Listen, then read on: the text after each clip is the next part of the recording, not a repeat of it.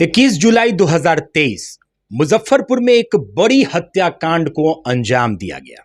Property dealer Ashutosh शाही समेत उनके 3 bodyguard को गोली मार दी गई, 4 की हत्या।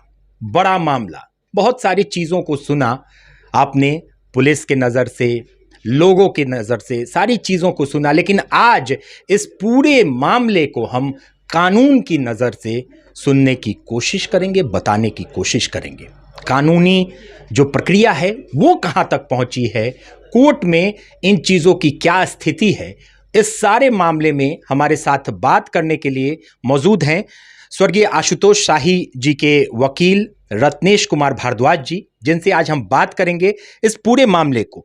शुरुआत से ही शुरू करते हैं। रत्नेश जी नमस्कार। सबसे पहले आपके दर्शकों को भी नमस्कार, प्रणाम। देखिए, 21 जुलाई की बात है।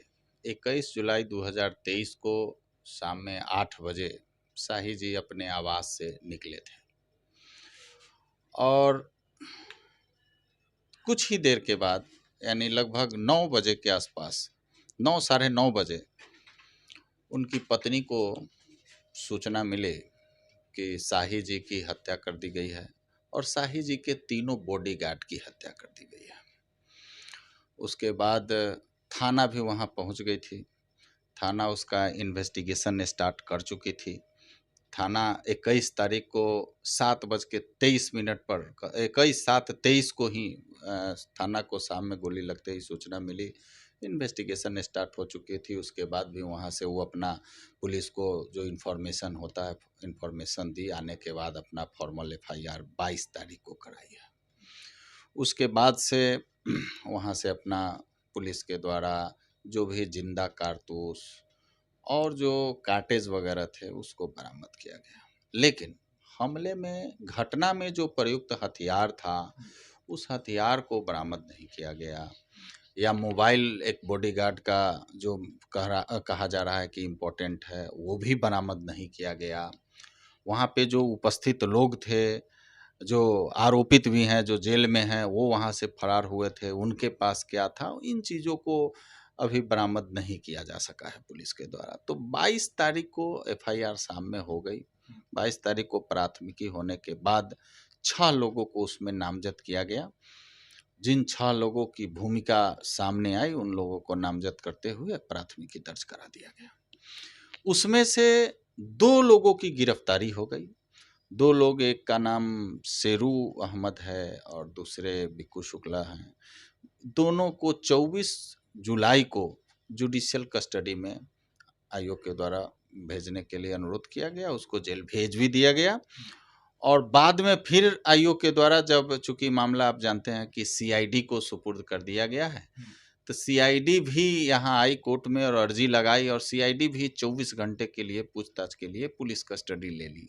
पूछताछ की, उनके द्वारा जो भी एविडेंस था उसको कलेक्ट करने का प्रयास किया गया। उसके बाद अन्य जो 2 लोग थे उनके लिए 26 जुलाई को वारंट कोर्ट से लिया गया था और 5 अगस्त 2023 को कोर्ट में अन्य 2 अभियुक्त, जिसमें मंटू शर्मा और गोविंद, को न्यायिक हिरासत में भेजने के लिए आयोग के द्वारा प्रस्तुत किया गया। वो न्यायिक हिरासत में है और चूंकि CID, जैसा कि बताया, CID अभी जांच कर रही है। CID 48 घंटा ली उस समय पुलिस कस्टडी में, एविडेंस कलेक्ट की। पुनः अभी वो पुलिस कस्टडी में ही है और CID के द्वारा इंट्रोगेशन किया जा रहा है और मामले के तह तक जाने की प्रयास, साक्ष्यों को संकलित करने का प्रयास CID के द्वारा किया जा रहा है कि आखिर कौन कौन सो लोग इस षड्यंत्र में शामिल है। चूँकि शाही जी की हत्या एक षड्यंत्र के साथ, क्रिमिनल कॉन्स्पिरेसी के साथ, इन furtherance of the criminal conspiracy ये डेथ जो है कमिट किया गया है शाही जी का, जो ये कम्प्लीटली मर्डर है, रेयर एंड रेयरेस्ट मर्डर में से आता है। और उसके बाद अभी पुलिस कस्टडी में पूछता है। इसी बीच एक अन्य नामित अभियुक्त जो हैं, जिनके घर पे वारदात हुई, उनके बारे में भी इन्फॉर्मेंट का जो एलिगेशन है FIR के अनुसार कि वो कंस्पिरेसी के तहत फ़ोन करके बुलाएं और जो नामित अपराधीगण हैं एवं अन्य के साथ वो कंस्पिरेसी किए थे, और कॉन्स्पिरेसी के तहत वो बुलाएं और बुला करके हत्या करवाएं, ऐसा एलिगेशन पीड़ित परिवार की ओर से लगाया गया है, जो एफआईआर में है।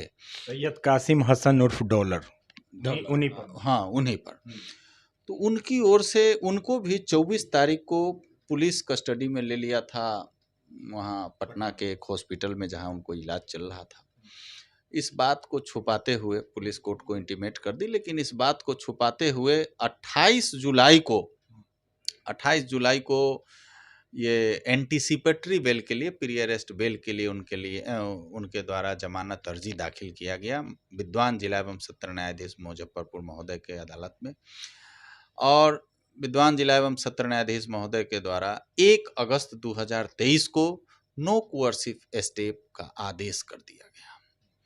उसके बाद मामले को, उस एंटीसिपेटरी बेल पिटीशन को विद्वान न्यायालय एडीजे 14 साहब के यहाँ भेज दिया गया विधि सम्मत कार्यवाही निष्पादन हेतु। एडीजे 14 साहब के यहाँ 4 अगस्त 2023 को सुनवाई थी। सुनवाई के दौरान न्यायालय में हम लोगों के द्वारा आपत्ति किया गया कि ये मामला पोषणीय नहीं है, चूँकि पुलिस कस्टडी में है। लेकिन लंबी बहस के बाद, उभय पक्षों की बहस सुनने के बाद, प्रोसिक्यूशन के तरफ से हम लोग इन्फॉर्मेंट के तरफ से थे, स्टेट की ओर से भी लर्नेड पीपी और लर्नेड एडिशनल पीपी महोदय थे। उसके बाद पिटिशनर की ओर से वो डॉलर साहब की ओर से भी विद्वान अधिवक्तागण थे। उन लोगों के द्वारा अपना अपना पक्ष रखा गया, लेकिन न्यायालय के द्वारा अंतिमतः माना गया कि नहीं, मामला पोषणीय है। और आपको बताएं कि जो 1 अगस्त को विद्वान न्यायालय के द्वारा पारित आदेश है, ये 4 अगस्त को जो विद्वान न्यायालय के द्वारा पारित आदेश है, उसमें विद्वान न्यायालय के द्वारा अंतरिम रिलीफ दे दिया गया है कि तत्काल इसको 50,000 के PR1 पर, चूँकि 3 तारीख को, जैसा कि आया कि 3 तारीख को डिस्चार्ज होने के बाद पुलिस कस्टडी में ले ली न्यायालय में उपस्थापन के लिए। चूँकि पहले ही आपको बताए हैं कि उसके पूर्व पुलिस के द्वारा 24 तारीख को ही उनको कस्टडी में ले लिया गया था, तो पुलिस जान रही थी कि तक कस्टडी में है, इसको कोर्ट ले जाना है, इलाज स्वस्थ हो गया है। लेकिन 4 तारीख को यहाँ जब कोर्ट लाने के पहले यहाँ से अंतरिम ऑर्डर हो गया कि 50,000 के PR1 पर छोड़ दीजिए, छोड़ दिया गया पुलिस के द्वारा। उसके बाद सुनवाई हुई, हम लोगों के द्वारा आपत्ति किया गया, तो विद्वान न्यायालय के द्वारा 9 तारीख को यानी कल यह फैसला दिया गया कि AVP सुनवाई योग्य है, मेंटेनेबल है, हम AVP पर सुनेंगे। तो हम लोगों द्वारा पीड़ित पक्ष के लोग भी, पीड़ित पक्ष के परिवार के लोग भी इस बात पर हुए। और मैं समझता हूं कि सरकार की ओर से भी, सरकार को भी इस आदेश के खिलाफ जाना चाहिए। अब जाएंगे कि नहीं, वो लर्नेड पीपी साहब की योजना हो सकती है, चाहे वो उनका मसला है। हम लोग जाएंगे, हम लोग 1 अगस्त को जो आदेश हुआ था नो कोअर्सिव स्टेप का, उसके अगेंस्ट भी जाएंगे।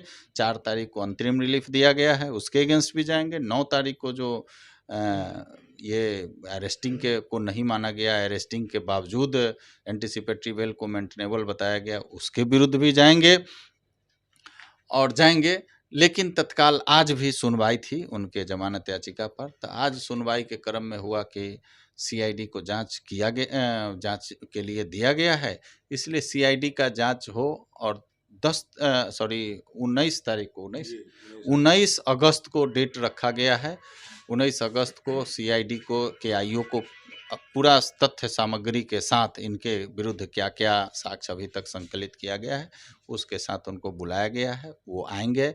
उसके बाद फिर मेरिट पर, गुण दोष पर, एंटीसिपेटरी बेल पर सुनवाई होगी, जिसमें हम लोग भी कड़ा विरोध करेंगे। चूँकि कहीं ना कहीं अभी तक जो तथ्य आई है उसके अनुसार कॉन्स्पिरेसी में लगता है कि कहीं ना कहीं है। और चूँकि हम भी अधिवक्ता हैं, वो भी अधिवक्ता हैं, ग्रेट रिस्पेक्ट है उनके प्रति, लेकिन चूँकि एलिगेशन जो है ये बहुत बड़े नरसंहार का है, 4 हत्याएं हुई हैं। तो अगर हत्या में शामिल है, षड्यंत्र में शामिल है, तो दोषी को तो सज़ा मिलना चाहिए। और हम पीड़ित पक्ष की ओर से हैं, तो पीड़ित पक्ष को न्याय मिलना चाहिए। इस बात की तो पूर्ति नहीं की जा सकती है, आशुतोष शाही को तो हम लोग जिंदा नहीं कर सकते, उनके 3 बॉडीगार्ड को जिंदा नहीं कर सकते, लेकिन न्याय तो कर सकते हैं। और न्याय से ही समाज में शांति व्यवस्था कायम होगी। अगर कोई कॉन्स्पिरेटर है, चाहे इसमें कौन कौन लोग शामिल थे, ये भी पूरा ओपन होना चाहिए, चूँकि अभी तक जो रुख लग रहा है इसमें बहुत लोगों का शामिल होने का एक लंबा कॉन्स्पिरेसी है और ये बहुत बड़ा प्लानिंग के तहत और कुछ समय से इसकी तैयारी करके योजनाबद्ध तरीके से इस घटना को अंजाम दिया गया है। अच्छा, एक चीज एफआईआर में हमने देखा, जो प्रारंभिक रूप से सबसे फर्स्ट एफआईआर था जो उनकी पत्नी ने किया था, 6 नामजद थे, लेकिन शूटरों का उसमें कोई जिक्र नहीं था, अज्ञात में भी उनका नाम नहीं आया था। तो इस पर क्या कहेंगे? देखिए 6 नामजद हैं लेकिन अज्ञात में है नाम। अगर आप एफआईआर को देखे होंगे तो हुआ होगा कि इसमें जब सब लोगों का नाम दिया है, उसके साथ हुआ है कि ये सभी लोग 2 मोटरसाइकिल पर 4 अपराधियों ने अंजाम दिया, ऐसा उनके द्वारा लिखा हुआ है।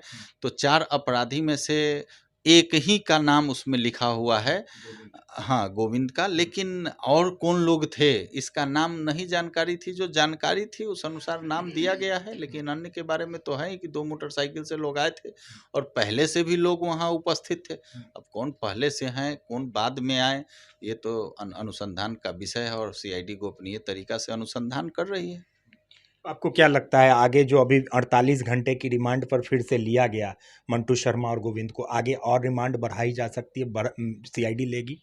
देखिए ये बिल्कुल अनुसंधान का मामला है और पुलिस कस्टडी अनुसंधानक के अनुरोध पर न्यायालय के द्वारा सुपुर्द की जाती है। पुलिस कस्टडी अमूमन नहीं सुपुर्द की जाती है। पुलिस कस्टडी न्यायालय का विवेक भी है और उसमें सीमाएं भी हैं। तो 48 घंटा पहले मिल चुका है, पुनः 48 घंटा मिला है।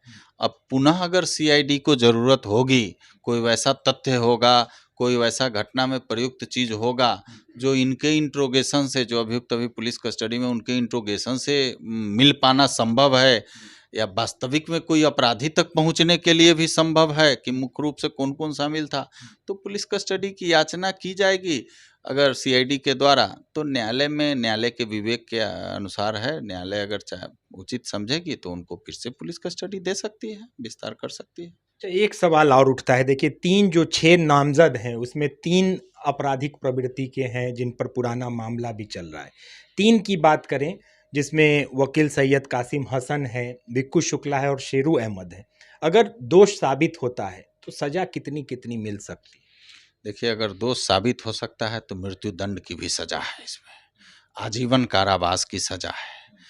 तो हम तो चूँकि अभियोजन की ओर से हैं, सूचिका के अधिवक्ता है, तो हमारा तो प्रयास यही होगा कि मृत्यु दंड की सजा मिले। अगर दोष साबित होता है, अगर दोष साबित हो जाता है तो मृत्यु दंड की सजा मिले, चूँकि ये मैंने पहले ही बताया कि रेयरेस्ट केस है। ये सब पूरा मुजफ्फरपुर की धरती काँप गई थी, 4 हत्याएं हुई हैं।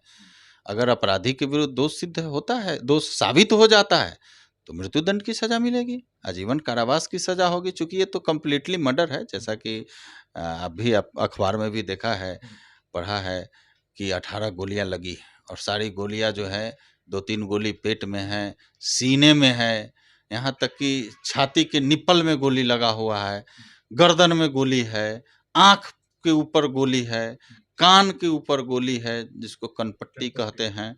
तो ये तो स्पष्ट हो रहा है कि एकदम डेथ कमिट कर ही देना था, इंटेंशन डेथ का कमिट करने का था, डेथ हो भी गया, रिजल्ट भी डेथ है। तो ये कम्प्लीटली 302 का मामला है, इसमें कहीं कोई शामिल नहीं है। और 120 भी लगा हुआ है, क्रिमिनल कॉन्स्पिरेसी है, यानी इसमें एक से अधिक लोगों ने षड्यंत्र के तहत, षड्यंत्र के अग्रसरण में इस अपराध को कारित किया है।